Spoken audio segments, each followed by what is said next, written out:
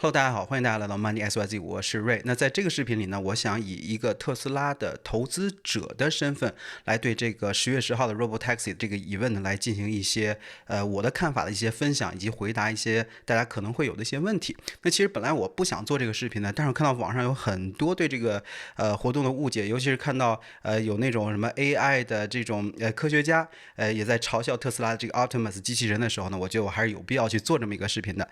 那所以呢，这个视频呢，它没有一个稿子，只有这么一个大家能看到密密麻麻一个大纲，所以呢，时间会比较长一些，然后干货也会比较多一些。那这更加适合作为特斯拉的投资者来看。那如果你是投资者，那强烈推荐你看完这个视频。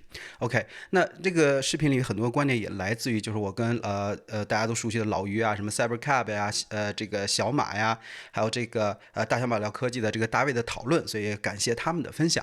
OK，那这个视频呢，中间没有广告，为了方便大家更好的去收听，所以如果你想支持我的话，请看一下这个视频的描述区以及这个置顶评论。那感谢大家。那最后，那这个视频呢不作为投资建议。好，那这个视频呢，我会分为几部分。首先，我会去分享一下我对这个 event 本身的一些看法，然后聊聊我的认为的最大的亮点。然后呢，我会去回答一些人们对这个 Cybercab 的这些常见的一些问题和误解。然后呢，最后呢，我会详细的去说一说我对这个 Optimus 的一些看法。然后最后，我会去说一下我作为投资者我的一些态度吧。OK，好，那我们现在就开始。首先呢，我们说这个 event 本身啊，这个 event 本身它做的很用心的这个准备，但是它是个很好的 party，它不是一个好的发布会 presentation，我们必须得承认这一点。因为它缺少很多的细节，对吧？很多细节我们需要从现场参加那里才能获得。那我知道可能会特斯拉人会觉得不公平，我们为这个东西准备了那么长的时间，你们觉得很失望。那实际上就是这样，就好像我做视频一样，我准备很长时间，出来以后大家不满意，对吧？我觉得我还挺努力的，这是有一个反差的。总而言之，就是说它的这个 presentation 这个 party 这个形式，不大适合对于这个屏幕前的人来理解它的产品，但是在现场参加 party 的人，他的感觉会很好。OK，这个呢我就只说这一点。那关于 event 里面对我最大的有两个亮点，其实对我最期待就是两个亮点。第一个就是他宣布了在2025年呢，在这个加州和德州开始这个试运营这个 Robotaxi。好，我觉得这个非常非常的重要。第二呢就是 Optimus 的一个进展。OK，那首先我们说啊，就是说，我作为一个特斯拉的车主和投资者，我前一阵呢我还做了一个视频，就是我去三藩尝试一下 Waymo 的这个自动驾驶，给我的感觉是什么呢？以特斯拉现在的这个发展速度，它的 FSD 的发展速度，我认为这个自动驾驶已经是一个被解决的问题，它只是一个时间的一个问题。OK，你去看它这个 FSD 最近的这个更新速度非常的快，而且呢，这一次发布会上，据说他们用的是这个 FSD V13的这个版本，就是说我们普通用户看到只是我们当前用的这个版本，但实际上特斯拉它内部呢，它是看得很远，他们已经在测试很久之后的版本了，包括这个 unsupervised 无人监管的这个自动驾驶。那我去尝试 Waymo 之后，我还有一个更大的一个感受就是说。你想实现自动驾驶，你只是靠技术是不够的，你是需要有运营的加持的。你比如说有很多奇奇怪怪的这种 edge case，对吧？你就是如果特斯拉你的策略是希望等我把所有的问题都解决了，我这个车在哪儿都能开了，我才去推行这个 Robotaxi 的话，那我认为就是 too late，而且没有必要，因为很多那些 edge case 都可以通过远程的这个操控。来避免，而且远程操控是你Robotaxi 这个业务中一定会存在的一个东西，所以你应该早些开始去运营。来尝试这个事情，来吸取很多这个经验，就像 Waymo 他们现在做的这个事情一样，有很多东西你是需要去学习的，很多这种细节，对吧？你不能等它全部 ready 之后才做。那我很高兴的是，在这次发布会上看到他说。2025年就要做这个事情，那这个事情实际上很近了呀，现在已经2024年快年底了，对吧？最快就几个月，最晚就是1年的时间，所以我对这点是非常高兴的，我没有任何的失望，这个时间线非常非常的好。OK，再次我就想说一下，就是很多人说哦，那个 Waymo 他们是不是已经是去占领了市场了？那你特斯拉你出来之后，你会不会有点太晚？那我觉得不存在这个问题，因为你所谓的占领市场，你必须得有一个盈利的这个方式才可以，就是你得有一个盈利的方法。但是 Waymo 呢，就算你花天量的巨资，你去占领很多市场，你是不盈利的，这个东西也是不可持续的，它是一个虚假繁荣，就好像当年中国的这个互联网的百团大战，什么小黄车、小红车，对吧？最后也是一地鸡毛，最后谁挣钱了？是不是 ？OK， 那关于这个 Optimus 呢，我们待会儿最后再说。好，那我们现在来说一下这个大家更关心的关于这个 Cybercab 的一些问题啊。首先呢，就是说很多人呢对这个 event 感到非常的失望。那失望取决于你的期待是什么。我认为很多人他其实没有想明白他对于这场发布会的期待，或者包括对特斯拉的期待。OK， 首先我们说。你是期待发布了这个 Cybercab 之后，你可以立即去买，马上去上路运营吗？那这个期待显然是不合适的。为什么？第一，你 Robotaxi 运营，你很大程度上取决于 FSD 的进展。你 FSD 没有达到一定程度的话，你生产出那么多辆车也没有用。第二， Robotaxi 的试运营它不立即需要这个 Cybercab。我希望大家在这个视频里一定要记住，2025年它要去做这个试运营 Robotaxi 的试运营这件事情，一定要有这个前提在这里。什么意思呢？就是说我不需要等这个 Cybercab 这个没有方向盘的这个车才能去做这个试运营。我现在的 Model 3、Model X、Model Y， 对吧？这些 Cybertruck 等等这些所有的车都可以去上路来做运营这个事情。所以明年这个事情就要去发生了，你不需要等这个 Cybercab 出来之后才能去做这个。那第三个就是说啊，有人说那你 Cybercab 到了这个2026年才出来之后，那是不是会影响我这个特斯拉最近这几年的这个利润率啊？就你没有车卖了 ？No， 不对啊。首先这个25000的这个车型还在，只不过这个发布会上不去提，他提也不好啊，提了之后谁还买这个就是现在有的这个车型啊，对吧？要避免这个情况。然后 Model Y 的新品很快就会发布，对吧？应该是2025年的这个年初。然后就是更重要的是，我觉得有一个更重要的一个 perspective， 就是 Cybercab 它的对象它不是一个什么的传统的这个 owner，OK， 它面向的是投资者，这点非常非常重要。待会儿呢我会详细的去说。OK， 第四个，有人说啊，你把这 Cybercab 推到2026年，或者甚至是2027年，你是不是在这个画这个大饼啊？那我认为不是，因为首先呢，就是据我所知，参加活动有很多的这个供应商去参加活动，然后他们已经在做这个事情了，然后呢，我们去看那个伊朗马斯这个传记，他的这个 Cybercab 呢是实际上就是很早之前就已经有这个想法了，而且呢，它是基于这个所谓的这个 Model 2那个25000的这个车型来做的，也就是说它的这个供应链呐、它的生产线啊各方面实际上几乎是处在一个 ready 的一个状态。OK， 这肯定会发生的，这绝对不是一个什么样的大饼，它只是一个时间的一个问题。刚才也说了，这个2026年这个时间一点都不晚，因为前面我们有现代车型可以去做这个 Robotaxi 的业务。OK， 这是你失望的这个第一点的这个所谓的期待值。那第二个期待值呢，就是说啊，这个 event 这个揭示的这个细节太少了。我觉得这个你因为这个失望，我觉得可以是 justified 的，因为。对啊，我也是很多信息才从这个参加者的身上才知道的。但是呢，我们一定要明白一点，就是没有披露细节不代表没有细节，我觉得这一点是非常非常的重要的。就像我刚才说的那个书里已经写了，他们这个事情已经有很长的这个时间了，对吧？已经在设计。然后包括其实我们从这个现场，和参加人在 Twitter 上发的这些信息以及分享，我们能管中窥豹，能看到很多的这种细节。你比如说，他那个手机 App 上，那个车来 pick up 这个乘客的时候，上面有一个咖啡杯的一个标识，这可能是跟其他的餐饮业来做一个服务。你比如说我去叫车的时候，顺便点了杯咖啡，那这个车先去 pick up 那个咖啡，对吧？然后呢再来接我，我上车就可以去喝咖啡了。也就是说，他们实际上把这个事情想得很远了，我们只不过作为外部投资者，我们看不到而已。OK， 那还有一个很重要的一个细节，这也是前两天跟老于他们讨论的时候说到的，就是说这个在现场，虽然说你是 Geofence 的在那儿来demo 这个 FSE， 但是它没有出事儿，这是一个非常了不起的一个成就。你要知道，几乎所有的科技发布会总会出现点问题，但是它这个 Robotaxi 当时其实并没有出事儿，而且根据老于的反馈，就是说大概率就是他们不会因为这个事情专门去写很多代码来玩命的优化它，然后就为了呈现这么一个效果。它跑的就是我们已经被确认就是 FSD 的这个 V13的这个版本，而且呢，现场还有一些细节，就比如说有一个叫 Kim 的这个特斯拉的一个博主，他跟那个 Lars 确认，就是 Hardware 3的这个 Robotaxi 也是可以去作为这个 Robotaxi 来运营的，这一点非常非常的重要。OK， 这不是说作为车主我的车是 Hardware 3是可以上路了，它更重要是因为现在存量有很多几百万辆的 Hardware 3的这些车，而且有很多 lease 的车呢是特斯拉最后是给买回来的，是不卖给车主的。那这些车你怎么办？对吧？你总不能放着吧？如果你把它变成这个 Robotaxi 的话，那就会产生非常大的一个价值。所以我觉得特斯拉它有动力也有能力去来把这个问题解决，而且说深了就是这个 FSE 它更多是一个软件的问题，它不是一个硬件的问题，至少在特斯拉身上它不是一个硬件问题。OK，那这是这个细节。然后现场呢，他们 presentation 还有很多这种无线充电的这个照片，它是什么样的一个细节？那关于无线充电，待会儿我们再去具体的去说。包括它现场它还有一个细节，就是说那个东西怎么去清洁这个车。OK， 这待会儿跟无线充电我会再去说一下我的一个看法。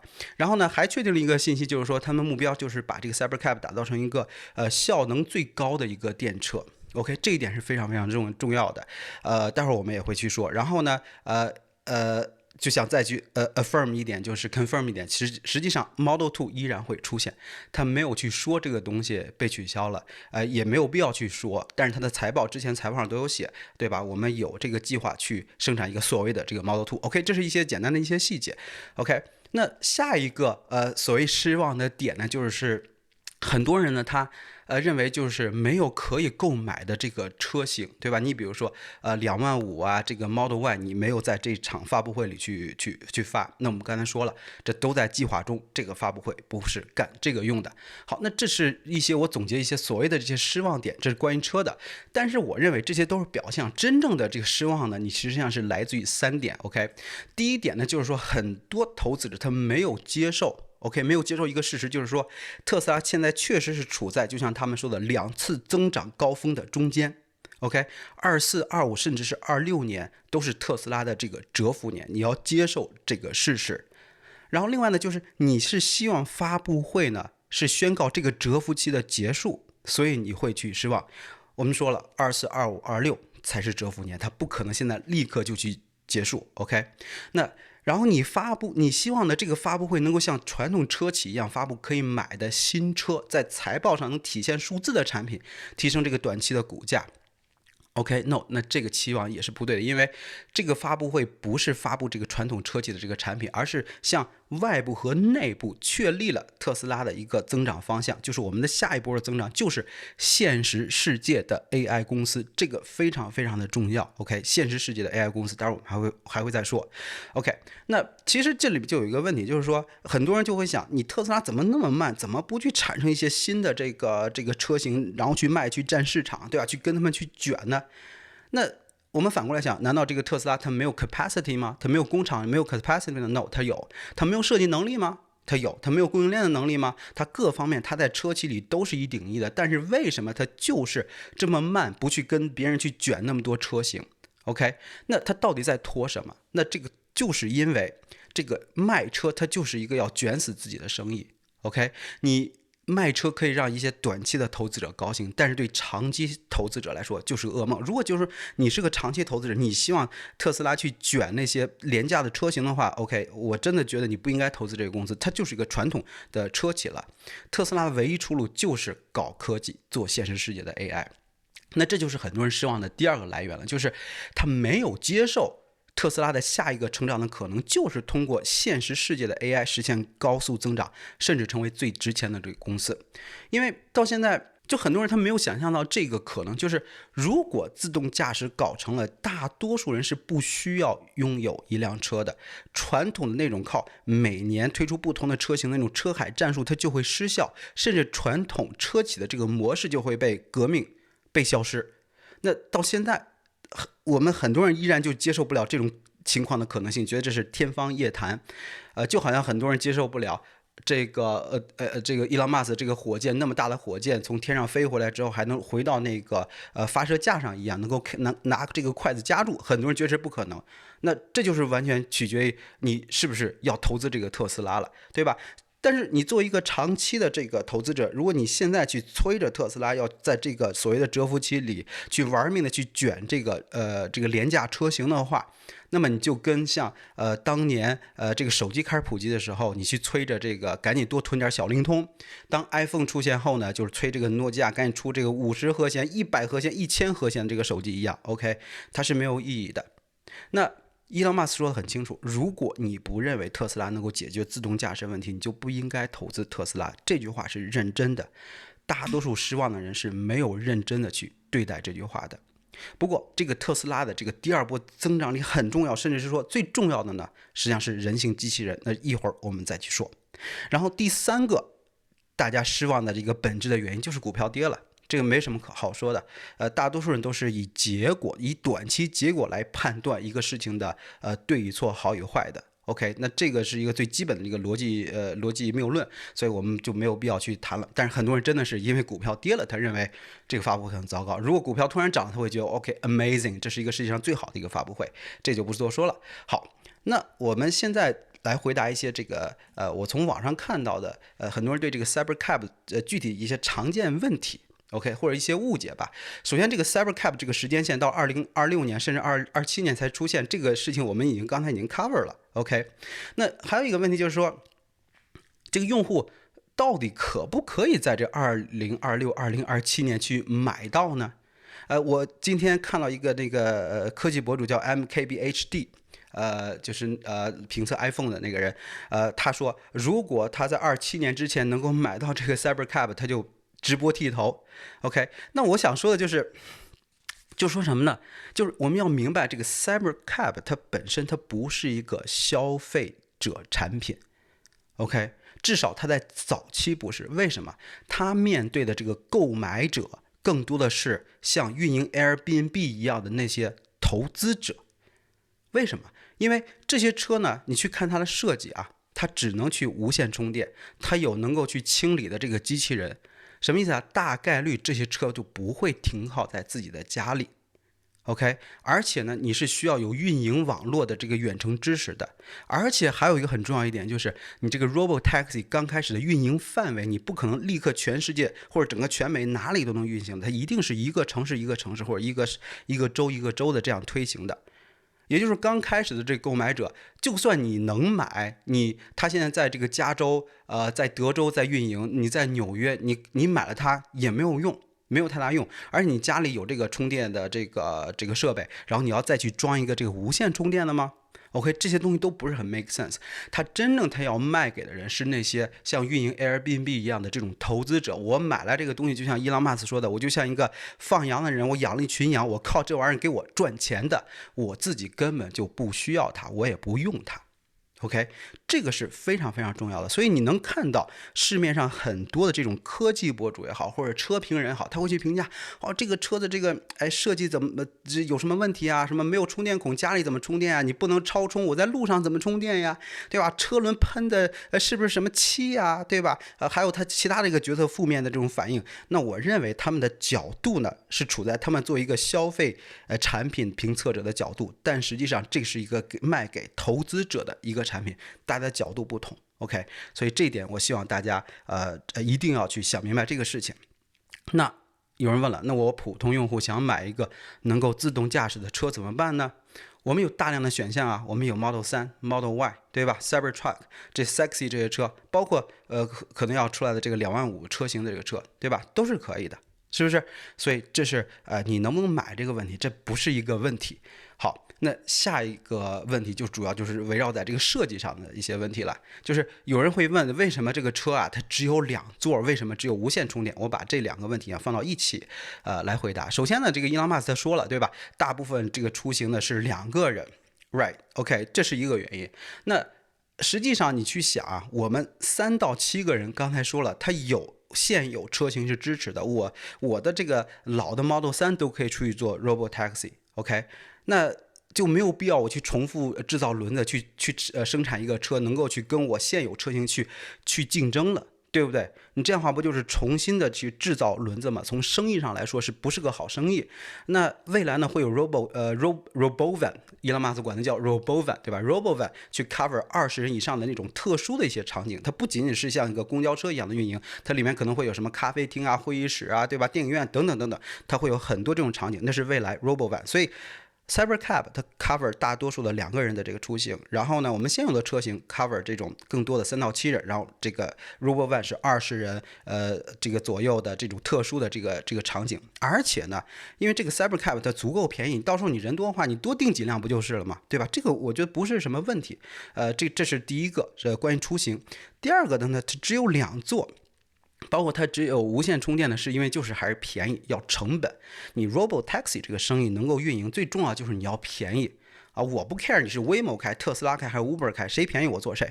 OK， 在安全度差不多这个情况下，好，那便宜了之后，这个东西小了之后，2座它就小嘛，它就更好的这个制作。对吧？更好的这个生产，因为车越小呢，它复杂度就是指数级的下降的。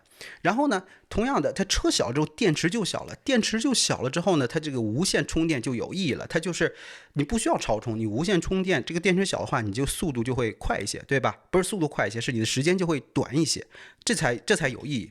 而且呢，未来这个车呢，它要依靠这个特斯拉这个 unboxing 的那种生产方式，造它就跟拼个那个玩具小车一样。就是那么简单 ，OK， 所以这个便宜非常非常的重要。那为什么它要有这个无线充电？为什么不能去支持这个叫什么这个超充呢？甚至我在家我都不能拿我已经买的我家里装的这个东西去插上去充呢？那其实它就在这个运营方面有考虑。这个2座的小车它非常的好运营。首先我们要想明白，这个 Robotaxi 这个作为 taxi 它一定是有服务站的。它不是说自己在路上瞎跑的，它一定有服务站，而且是非常多频次的去进站去服务的，因为它要去多次的清洁和维护。你不能上个人他坐完这车里脏的乱七八糟，我直接去上车吧，这显然是我不可接受。你再便宜我也不可接受，对吧？你需要有一个进站清理的这么一个时间。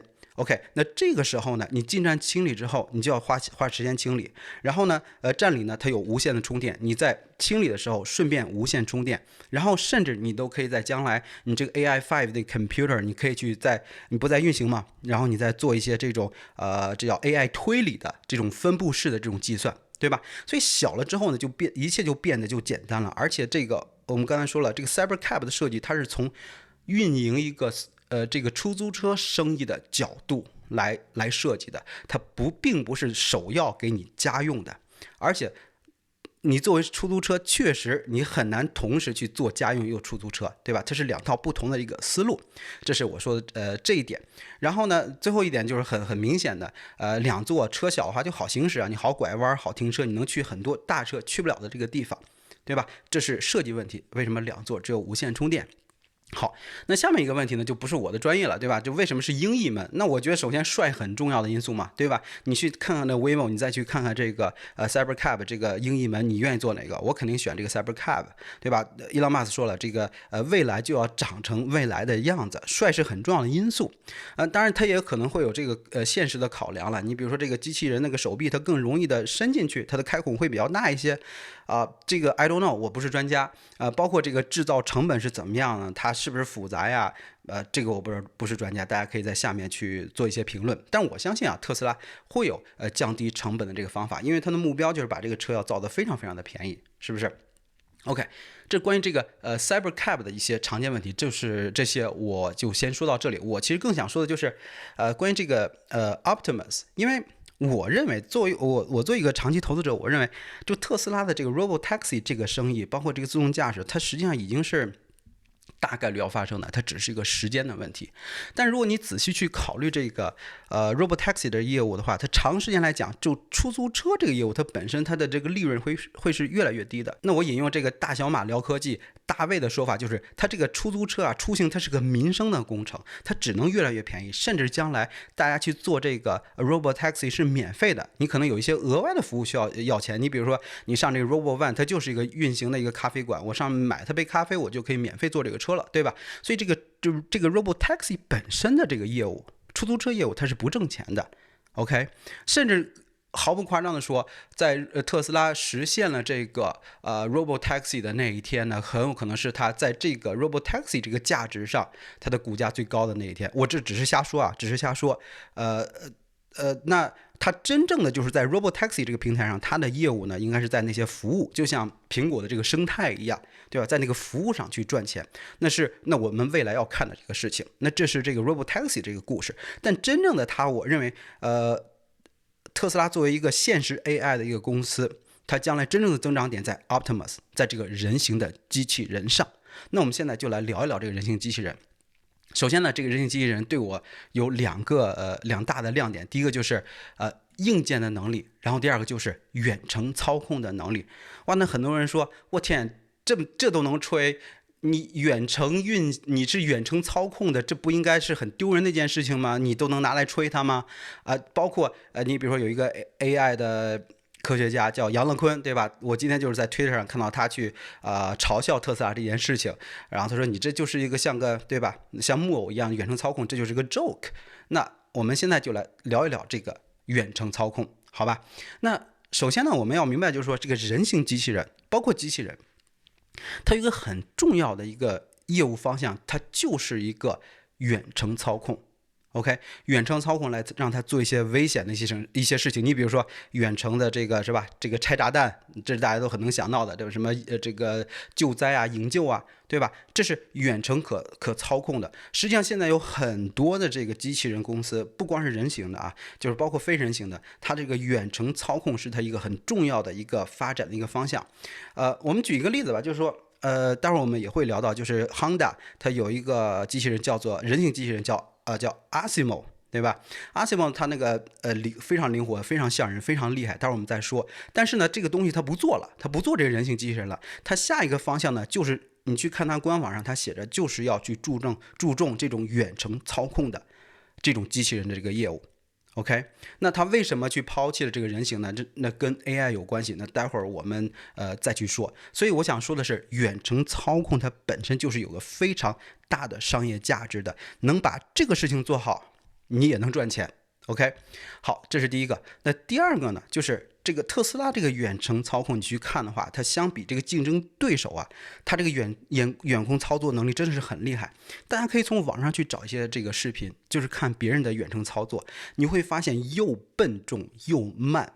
OK， 甚至它现在的 demo 很多都是要连着线的，它也不是这种无线的远程的这种低延迟的，它的那种那种远程操作。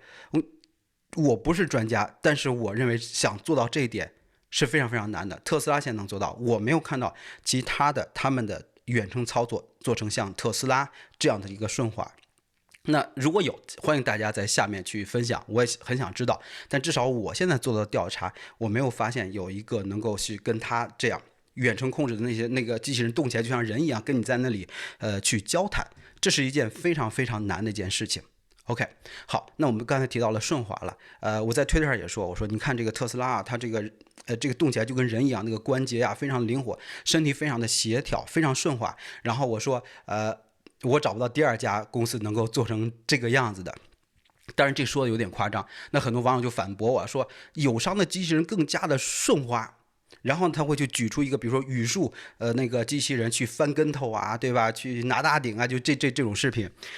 首先，我很喜欢这个语数这个公司，包括任何其他做这个机器人的这个公司。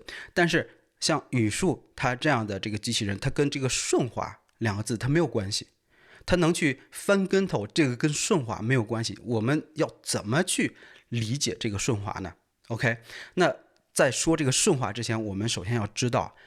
硬件是现实世界 AI 的前提和瓶颈，那这个所谓的这个顺滑就是体现它的这个硬件的能力。那么怎么理解这句话呢？就我们说啊，现实世界的这个 AI 啊，所有的东西它都要通过硬件来执行。就是如果你这个硬件不具备一个能力的时候，你这个 AI 再厉害，它也没有用。你说这个机器人，你给它装了这个 ChatGPT， 它是个人形的，它最多就像我电脑一样或者手机一样能跟我去对话 ，That's it。但你说让他去给我洗个碗，对吧？拖个地，他要没有这种硬件的能力的话，他实现不了。所以在现实世界 AI 上，硬件是你 AI 发展的这个瓶颈，所以你把这个硬件的能力搞对了是非常非常重要的。OK， 那什么叫做把这个硬件这个能力搞对了呢？它里面有两个阵营或者说两个思潮，一个是你要做的像人，一个是你做的要像超人。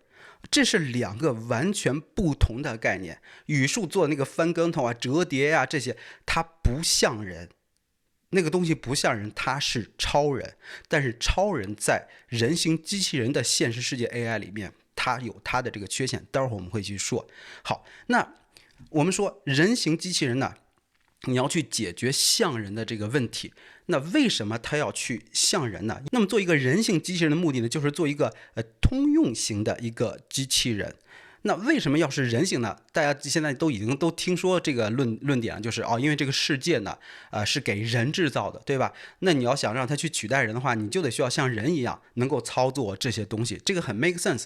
但是也有人或这个 counter argue 说，那我为什么不能用专业机器人去取代呢？比如说扫地这件事儿，我有个扫地机器人不就挺好的吗？包括我们家里头有很多的这种设备，其实本身就是机器人。你比如洗碗机，它就是个机器人，对吧？我的这个什么空气净化器，它也是机器人。甚至我的空调，你也可以说是个机器人。我总不至于我造一个 Optimus， 拿一个风扇在这给我扇扇子吧？这完全没有必要，对吧？这我同意啊，当然没有必要了。我们要明白，通用型机器人它并不是去取代这种专业机器人的。它是两个不同的这个东西，它有它各自应用的场景。就是当你想使用一个专业型机器人的时候呢，你有两个选项 ：A 就是你专门去制造一个专业型的机器人，就像我刚才举的那些例子，包括这个机械手臂，对吧？非常的厉害。选项 B， 你可以把通用机器人变成一个专业的一个机器人，对吧？只有这两个选项。但是通用型机器人呢，它做的一个事情就是这些 option， 我能够去取代人，做人能做的一切的事情，同时我也可以去作为像人一样的这个专家，去做一些专业的事情。所以呢，通用型和专业型机器人它们是不冲突的，甚至不是一个相互取代的一个关系。所以这一点，大家一定要理解。OK， 好，那我们要做一个像人的一个通用型机器人，那你就得做的像人才行。人能做的事情最重要的，比如说这个手的这个灵活度是非常非常的重要的，对吧？那你得把手做得像人才可以，对吧？你的上肢的这种协调能力，你去看那个很多视频那个 Optimus， 对吧？他在跳舞的时候，他这个关节的协调能力，他的这个身体各方面，它就是非常非常的像人的。而且它发布会上，它实际上有一个镜头，就是有一只大手在那儿来回来去动，那是它下一代机器人的这个手，就手的灵活度是非常非常重要的。那我们说人的手呢有27块骨头，22个自由度，那特斯拉的下一代的这个手呢，它就是22个自由度。所以特斯拉的目标就是要让这个机器人非常的像人。那有人说，你看啊，他这次走路起来那还是很难看，对吧？他这个下半身非常不灵活，应该是他们去攻克了一点。那实际上呢，我们做人形机器人呢，你的上半身比下半身更重要，下半身不是你的 priority。 而且更重要一点就是下半身还涉及到一个什么呢？还有一个安全的问题。如果你这个机器人，比如说我看到有些竞争对手的机器人，它跑得非常的快，他说比人还跑得还快，你能想象你家里有一个机器人比人跑得还快的时候，你会担心有什么安全问题吗？这是非常危险的一件事情。你应该让这个机器人它能够移动，但是移动比较缓慢，能够去避障，能够不伤到别人，这是非常重要的一点。这就是我想说的是什么呢？就是你的机器人你要做的像人，你不能做成像超人那样。你做成超人那样的话，你比如说我这个机器人，我这个力量非常的大，你用不着。你做一个机械手臂，可比一个人形的人的劲儿要大得多。OK， 所以一定要想明白，人形机器人要做的像人，而不是做成一个超人。那我们能看到市面上的很多的公司呢，它有一类就是超人级的。你比如说这个语数，它就是一个超人的一个机器人。然后还有这个Boston Dynamic， 它新出的那个非常奇怪啊，那个机器人走来走去，然后突然整个一身这个身体180度转弯，脑袋还能转过来，对吧？各个方向都能走，哇，那个就是这个超人，对吧？这个没有必要。而且更重要的是，它在这个 AI 上会给它带来限制，待会儿呢我们再去说。OK，那实际上呢，就是说我们去看特斯拉的它的这个思路呢，就是它实际上是从第一性的原理来解决问题，它不是从这个花拳绣腿开始解决问题的。造机器人我就得造人形机器人，我就要把它造的这个像人才可以。那实际上我们可以做一个类比啊，就是说在这个自动驾驶时代，你去看 Waymo 这些公司，它基本上就是刚开始就靠这种各种复杂的这种硬件啊，什么高精地图啊这些方式搭了一个台子，能够让它实现所谓的自动驾驶。但是这个东西不能去 scale， 到了后面很麻烦，它需要去改硬件或者说改它这个方式，这需要去重新的这个制造轮子。那我们机器人的这个友商，它可能也会面临同样的问题，就是你现在造了一堆超人，你会发现将来这些超人没有用，你没有办法训练它。待会儿我们会去说 OK， 那我预测很多做人形机器人的这个厂商，它的这个机器人会长得越来越像这个 Optimus。好，这是关于这个像人的这个问题。好，那我们再说一下这个友商这个机器人的这个动作的丝滑度。很多人说我这个知道的这个东西太少了。我想说的是，这个首先 NVIDIA 对吧？我们不能忽略 NVIDIA， 但是你要知道 NVIDIA 它是不造机器人的，它是提供一个平台。那我们很多友商呢，它是这个超人，对吧？我们说了，它不像人。我们说这个像人的时候，灵活度很重要。那你去看他们这些视频，你不要看那些只有几秒的 demo， 甚至那些 CGI 的，你要去看它真正的走起来，它真正的运动起来，你会发现它跟这个所谓的这个像人的这种丝滑差得很远。但我们不得不说，就是说特斯拉现在的这个手呢 ，Optimus 的手，它现在是11个自由度。那有其他的公司呢，也在做这个做比它更高的这个自由度的这个手，这都有的。那下一代呢，特斯拉它就会变成22个自由度。但是从整体的这个协调程度，这个手眼脖子这个上身的这个配合来说，特斯拉我认为现在是做的是非常非常的好的。OK， 那现在就有人有问题了，就是说你看，你不要在这吹这个特斯拉。你看刚才提到那个 Honda 的这个Asimo， 它20年前就做得非常好。你看那个机器小人，真的是那个手啊，那个灵活度啊，它整个身体包括腿，它走路，它一点都不比特斯拉这个差，甚至说比特斯拉这还要好。有人说，那你特斯拉有什么值得骄傲的？首先我想说，那你为什么你 Honda 不做这件事情了呢？对吧？你只有做，你才可以去竞争，你不做就不竞争了。就好像有人去 argue，这个50年代就已经上了月球了，你现在 SpaceX 你做这些事情没有什么意义，没有意义吗？你 NASA 你不做了，现在他在做，他就是 player。所以如果你的 Honda 你想出来竞争，你可以啊，你可以复活这个项目去来竞争，对吧？我们不能去 ignore 它的成就，但是存在的东西才是真正有意义的这个东西。OK， 那说到这个 Asimo 这个机器人，就是它为什么它就不做了呢？对啊，我们刚才提了，就是说它会转型去做那种遥控的那种机器人了。这个原因就是因为当年它没有 AI 的加持，就是如果你这个机器人做的是你硬件实现像人一样能够做很多的事情，但是你没有一个聪明的大脑的话，那这就是一个玩具，它就是一个木偶一样。它就像一个木偶一样，要么你需要远程控制，但是你自己呢，你是不能够去自动实现很多东西的。所以你硬件做得再好，你没有这个 AI 的去发展，你也没有这个用。OK， 在当时20年前那个 AI 发展远不及今天，所以这个后来 Asimo 在在十几年后，他就把这个项目给停滞了。但是现在我们有了这个 AI 了，我们才真正的就是说可以做这个人形机器人这个事情。我们刚才说了，硬件是 AI 的 bottleneck。然后，但是你得有 AI，你才能真正实现人形机器人这种通用型机器人的这个目的。同时，我们要不得不提到这个友商的这种异形机器人，包括这种超人的这个机器人。你做成超人型的这个机器人，也会去阻碍 AI 的发展，就是你在 AI 这一块你会受到这个障碍。那我们现在就来聊一聊这个最后的这一块，这 AI 的这个实现。那我们说 AI 的实现呢是需要算法和数据的。OK， 那首先算法呢，我们说这个特斯拉有这个 AI 模型的这个基础，这一点一定我们要去 pay attention。为什么呢？就有人说这个你现在 FSD 对吧？你不就是说的把这 FSD 放到了这个这个机器人的身上吗？有人会 argue 你的 FSD 就是开车嘛，你就只是移动嘛，对吧？那你这个机器人你不能只有移动啊，你还得这个手啊做什么工作啊这些事情，那你这 FSD 这个模型里面是没有这些训练的这个东西的，你是没有这个能力的。这个说的很对，但是首先我们要明白就是说这个机器人呢，人形机器人它确实有2大难题。第一个难题就解决你在现实世界中 navigation 的问题，就是你走来走去的这个问题。那这个 FSD 这个模型能够很好的这个解决，这个确实是没有错。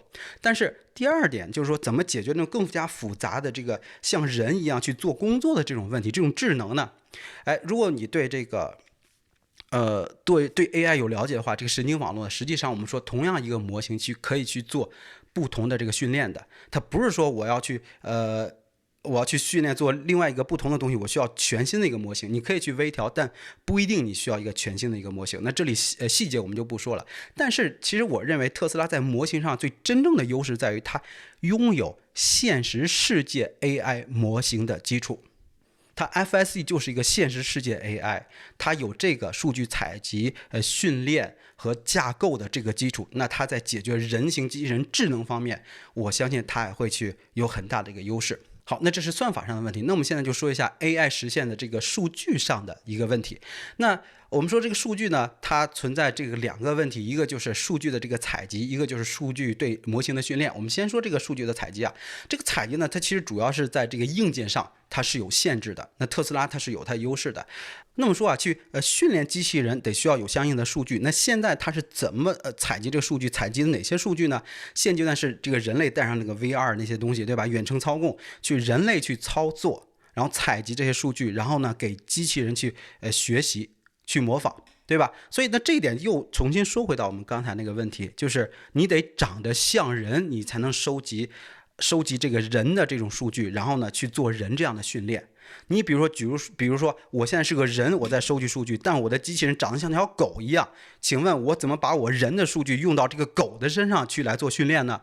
这就是我说的，为什么这种超人的这种机器人，超人型的这种机器人，它在 AI 训练上它会有一个挑战呢？这就是一个原因。所以你想去训练人形机器人，你得把机器人造得像人一样，实现人的这个硬件的能力，然后靠人再收集这个数据来训练这个机器人，这是一点。但是呢，这种方法它有一个很严重的一个缺陷，就是它很难 scale， 很难大规模的这个铺开。你比如特斯拉，据说现在可能有50个左右的这个员工专门来干这个事情 ，OK， 他专门来做这个采集。但是也就50个人而已，你跟特斯拉这个车比起来，那真的是差远了，这简直就是九牛一毛。在任何的 AI 领域，这些数据都是九牛一毛。你要单纯靠人这样去做模仿、去采集的话，任何一个公司都实现不了。所以你下一阶段你必须得去依靠什么呢？靠单纯的模仿，就是这个机器人看一段视频，它就能够去模仿你来做这件事情。OK， 这不是天方夜谭。首先，伊朗马斯克，我忘了是在哪个场合里他说过，将来他去看一下视频，这个机器人他就可以去做这个学习，而且这是一个想要大规模的训练机器人获得这个训练数据一个必经之路。那我看过很多资料，这是一个大家所有人都在做的一个方向，就是通过一个视频的 demo 让机器人看到之后，他就能够去模仿，能够学习来做操作，这是要解决这种 scale 的这种问题。同样的，你要去解决这问题，你让他去模仿人，他得像人才行。你让一个狗去模仿人是不 OK 的，对吧？所以呢，这就是这个数据采集上这个特斯拉的它的这个优势吧。我想再说一点，就是如果你现在把这个机器人做成一个像超人一样的形状，不是个人形的，那你将来你可能就只能写一些简单的 if else 那种 rule based 的，比如说怎么去后空翻的这种算法，你就没有办法去做这个 AI 了。那如果这样的话，你为什么要造人性机器人呢？你去做一个专业的机器人不挺好吗？专门洗盘子、洗碗、做咖啡，那就挺好的，是不是？没有必要做人性机器人。好，这是关于这个数据的采集。那最后呢，我想说就是关于这个数据对模型的一个训练。一个很明显的特斯拉的一个优势就是，特斯拉它有大量的这个 GPU， 有这个硬件的这个训练的能力，以及它的财力，包括未来会出现的这个 Dojo， 对吧？包括将来你这个人形机器人，你需要去做这个 AI 的推理，那未来特斯拉还有这个 Robotaxi 的这个 AI5 这个推理芯片，能够做这个分布式的这种推理的服务，所以它这个整体的这个特斯拉这个硬件是非常非常有优势的，这不是我没有看到其他的公司能够在这一点上能跟它去竞争。OK， 这是一点。那另外一点就是特斯拉它的这个软硬件的这个深度结合，能够让它去快速的迭代，保证这个数据和这个训练不去浪费。那这一点很重要啊。你比如说很多这个第三方厂商它是靠这个 NVIDIA 的这个平台，那这就有点像这个苹果的生态和安卓的这个生态了。那特斯拉可以根据它这个数据对吧？模型去调整这硬件的硬件的设计，那同样的，它的硬件设计也可以去影响它的这个模型的这种设计等等的。但是你 NVIDIA 提供了一个第三方的解决方案，然后硬件呢是由你各个公司自己去设计，在中间就有一个断层，有一个 disconnection， 这会影响他们对这个模型的这个训练啊，包括对硬件的这个迭代的一个发展。所以呢，这就大概就是我对 Optimus 这种软硬件的一些初步的一些想法吧。实际上，我最近在做了很多关于机器人的一些研究，那我希望将来能够出一系列的片子来跟大家去科普一些这些方面的知识。所以，如果你喜欢的话，你想看的话，一定要去订阅支持，在这个下面告诉我。OK。那我说了很多，我现在都有点缺氧了。那最后呢，我就想说一下，就是我作为一个特斯拉投资者，包括就是你作为特斯拉投资者，你应该去怎么去看这个事情？那其实我认为就很简单，就是如果你不相信特斯拉发布会给你展示的未来会发生，你就不要去投资，这是真的。伊朗马斯说那句话，他是非常非常认真的。但是如果你相信了，你一定要明白，要接受一个事实，就是在未来几年里，它就是一个过渡期。OK。那过渡期里就会意味着这个股价的低迷或者说是波动，那可能对于有些人来说，这觉得这是个非常不好的一个事情，但可能对于有些人来说，这就是一个非常好的一个投资机会。对于我来说，我会再重新审视一下我的 portfolio， 我的个人的财务，我的这个安全边际各方面，也许我会考虑在未来去加仓。那这只是我个人的一个投资上的一个思考，它不是一个投资建议。每个人呢，我觉得都应该有自己的角度，自己的这个时间线，根据他自己的财务情况来制定自己的投资计划。OK， 那这就是我今天呢想跟大家分享的这么些啊。一口气说了快1个小时，到了后面真的我有时候不知道我在想什么了，但是我希望这个视频能够给你帮助。这也是我可能制作水平最糟糕的一期视频所以感谢大家你能够看到这里，那就这样，拜拜。